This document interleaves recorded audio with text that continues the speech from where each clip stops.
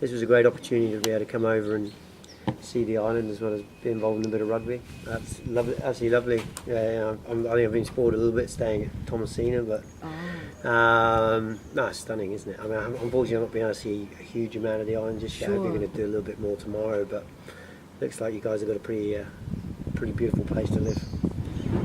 So basically, I think my main role is I work for myself around really consultant rugby coaching.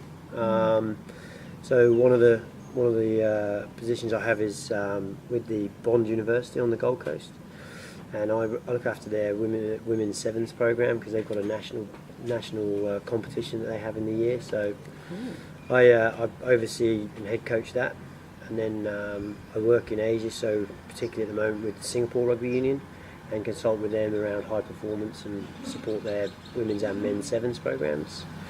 And then locally on the Gold Coast, I do quite a bit around the grassroots to help develop a competition for sevens that runs more regularly than just a tournament, if that makes sense. And then some ambassadorial roles. I've been to a few of the sevens legs of the World Series this year. So that's it in a nutshell.